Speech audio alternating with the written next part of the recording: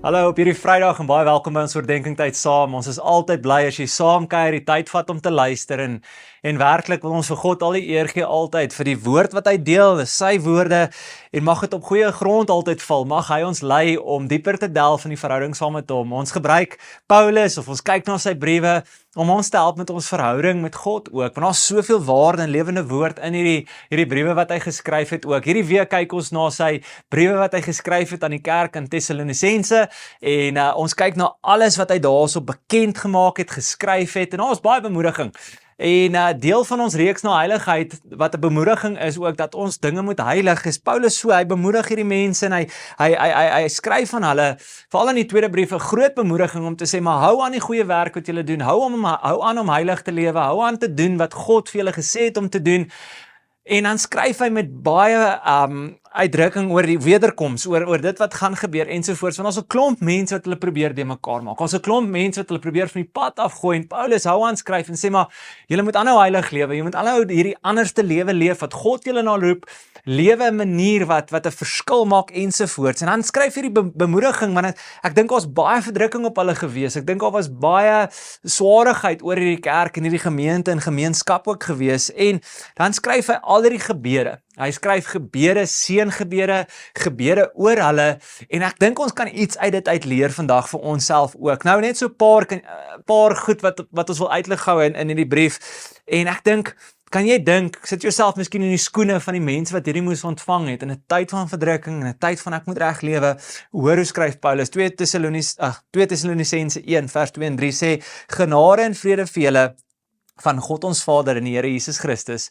Ons moet God altyd vir julle dank. So eerstens kom Paulus en dan hy doen 'n gebed en hy sê ons dank die Here vir wie julle is in die werk wat julle doen. Dan 2 Tessalonisense 1 vers 11 en skryf hy, daarom bid ons ook altyd vir julle. Mag ons God julle waardig maak vir julle lewe waartoe hy julle geroep het.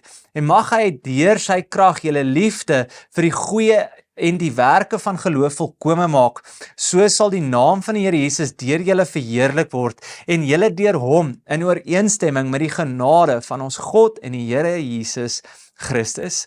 So hierso kom Paulus, en eintlik 'n klomp keer dan bid hy oor hulle, hy bid vir hulle, hy bid in soveel agting vir hierdie mense, en met soveel gedagtes, soveel deernis vir hulle, en dis nie net iets wat hy gesê het nie, ek glo werklik, Paulus het dit geskryf, hy het dit gedoen.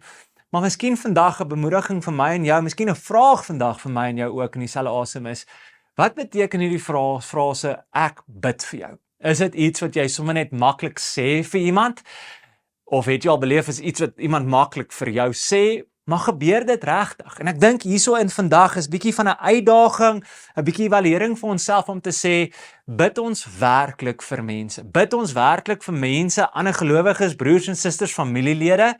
En wanneer ons daai woorde sê, ek bid vir jou, bedoel ons dit regtig. Ons kan so maklik vir ander mense dit sê, maar dan verloor dit krag. Julle, ons glo met ons hele hart, daar is krag in gebed. Daar is krag wanneer mense saam staan. Daar's krag wanneer ons die Here se naam aanroep in gebed en vertrou. Want jy sien, wanneer al gebeur daar iets in die geestesriem. Daar kom 'n versagting in ons gees en ons hart oor mense. Daar kom 'n deernis, daar kom 'n verstaan.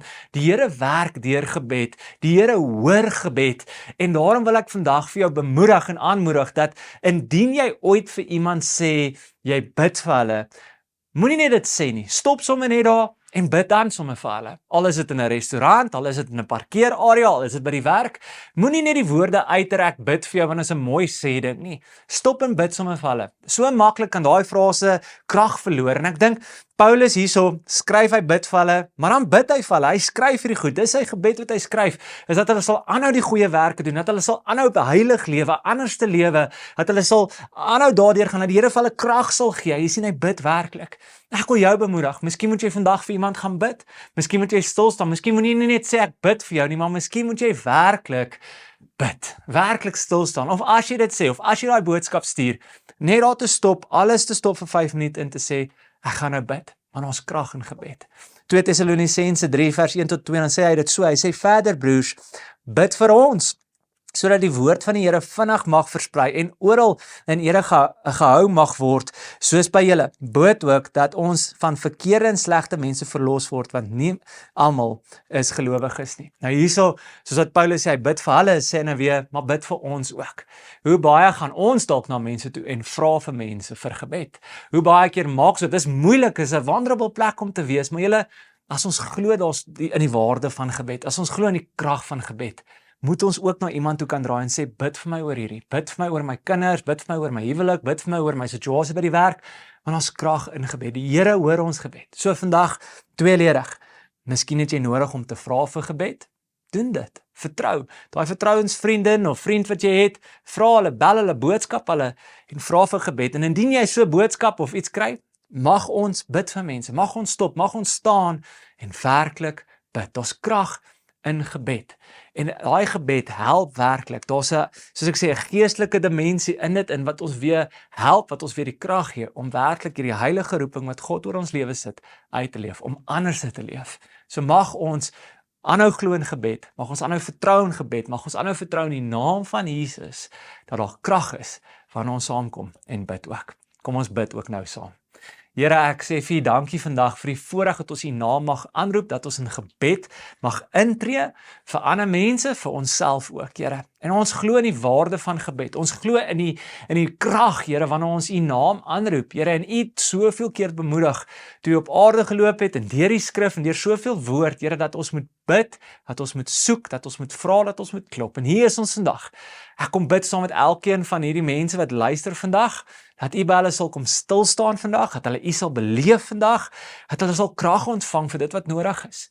Ek bid dat mense die vrymoedigheid sal hê om te vra vir gebed, maar Here ook die krag om te bid vir mense, bid oor situasies, bid vir ander mense, bid vir huwelike.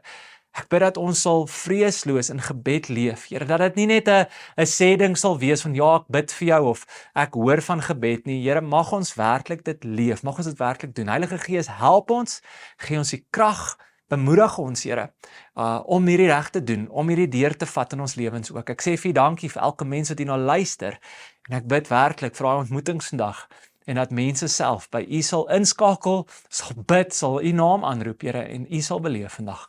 Ons bid al hierdie dinge, nie omdat ons dit verdien nie, maar in die mooiste naam, die naam van Jesus. Amen. Vriende, baie dankie dat jy saam ingeskakel het vandag.